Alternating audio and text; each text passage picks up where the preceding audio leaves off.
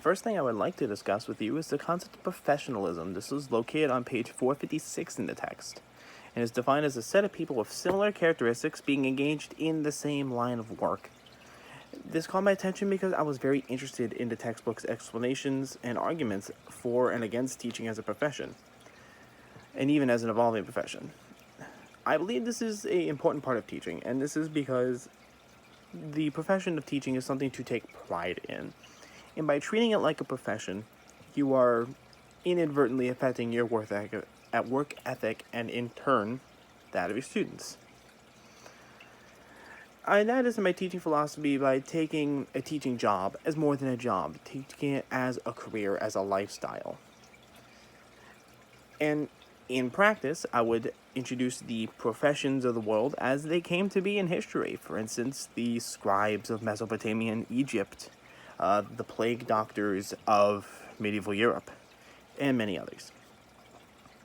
Another topic I found interesting was the concept of self-determination. This was located on page 462, and it is defined as letting teachers make their own decisions in the classroom and letting teachers oversee teachers, as opposed to state governments, parents, and school boards. This stuck out to me because as a student, I always assumed that was how it worked. I always assumed that other teachers were overseeing the younger ones, and it was like a chain of command. But evidently, that's not the case. I believe this is important to teaching because we as teachers should have the right to make choices in schools, not other people.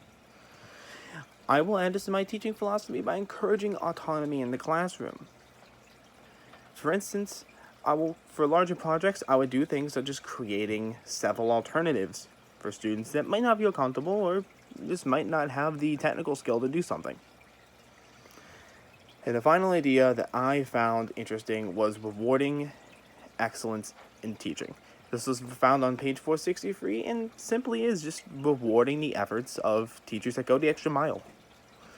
I believe this is important because ability without recognition leads to complacency. What I mean by that is if we don't recognize excellence, it's not going to be there. You need to reward good habits in any profession and at any age. This isn't just a younger children thing. In my philosophy, I'll make an effort to reward the excellence of students in the classroom. For instance, I may give a small note on final projects telling students that I was proud of their work this year and that I hope they do great things in the future. Thank you. That was chapter 14.